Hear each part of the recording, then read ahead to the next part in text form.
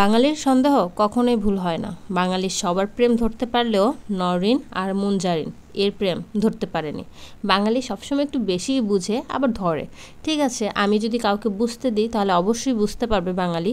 আবার এমনও সময় আছে বাঙালি জাত তো বুঝতে দেই না, মাথায় কোনো কিছু আসে না, তারপর বাঙালি জাত একটু বেশি বেশি ভাবে, অনেক বেশি বেশি ভাবে। হ্যালো এভরিওয়ান, আসসালামু আলাইকুম। আশা করি সবাই ভালো আছেন। আলহামদুলিল্লাহ আমিও খুব ভালো আছি। আমি অলওয়েজ অনেক ব্লগারদের ভিডিওতে কমেন্ট দেখি, সেটা হচ্ছে বাঙালির সন্দেহ কখনো বৃথা যায় না, কখনো ভুল হয় না। দেখছেন, বাঙালি সবসময় সঠিক ভুলটাই ধরে থাকে বা সঠিক ইনফরমেশনটাই দিয়ে থাকে। তোমরা সবসময় পড়ে থাকো মানুষকে নিয়ে, তো তোমরা তো সবসময় ইনফরমেশন দিবাই। যাদের কোনো কাজ নাই কাম নাই, অন্যকে নিয়ে চিন্তা ভাবনা করে, আর কিছু গ্রামের খ্যাত আছে মনে হয় ওগুলো টুকায় যে কোন জায়গায় কি আছে এটা টুকাবো, ভালো করে দেখবো, A to Z দেখবো, পা থেকে মাথা পর্যন্ত সব কিছু দেখবো।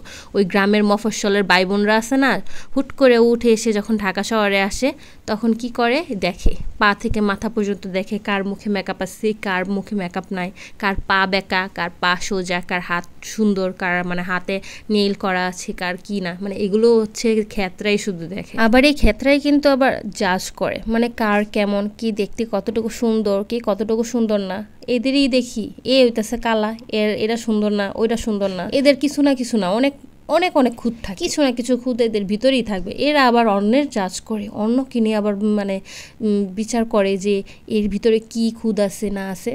ও বাবা কি সুন্দর। যাই হোক, তার উপর দিয়ে কী হলো, কিছুদিন আগে তো নওরিন আপুর বিয়ে হলো। তিনি বিয়েতে কিভাবে কি কালার শাড়ি পরছে না পরছে, কি পরলো না পরলো, বউ লাগে নাই, হেই না সেই না। আরে ভাই, সে নিজে একটা তার নিজের কাপড়ের বিজনেস আছে, তো উনি কি পরবে না পরবে এটা ওনার ব্যক্তিগত ব্যাপার। উনি খুব চুজ করেই কিন্তু একটা জিনিস কিনছে, তাই না? 8 লাখ টাকার উপর খরচ করে কিন্তু কিনছে। আর আমার পাশেও না এরকম অনেক বাঙালি আছে যে আমি কি করব না করব আমি নিজেই জানি না, কিন্তু তারা যাই না বসে আছে, তারা আমার পিছনে বলে ওর মাথায় শয়তানি বা কুটনামি বুদ্ধি এখনো যাইব না, শেষ হয় নাই। ও বাবা, মনে করে যে আমি শুনি না, আমি কিন্তু সব শুনি, আমি কিন্তু নিজের কান দিয়ে শুনছি। তো আমার সাথে না বেশি অতিরিক্ত নেয়, ঠিক আছে?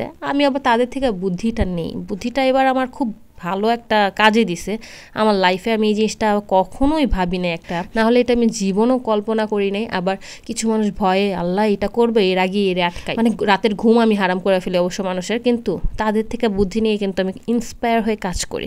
যাই হোক, এবারের কাজটা আমার কাছে একদম সফল হয়েছে, আমি মানে খুব সফলতা অর্জন করেছি। আর বাঙালি তো মানে অভিশাপ দিতেই থাকবে, সারাক্ষণ দিতে থাকুক, আল্লাহ আছে উপরে। যাই হোক, অনেক বকবক করে ফেললাম রান্না করতে করতে। এখানে ডিম ভুনা আর করলা ভাজি রান্না কমপ্লিট করে আমি অবশ্য চুলায় লাউ রান্না বসিয়ে দিয়ে আমি আম মাখা করার জন্য চলে এসেছি। মানে আম মাখা খাওয়া শেষ, মাঝখানে আবার তরকারিটা নাড়াচাড়াও করেছি। ওই আম মাখা খাওয়ার জন্য ব্যস্ত ছিলাম, এর জন্য আর এটা ভিডিও করা হয়নি।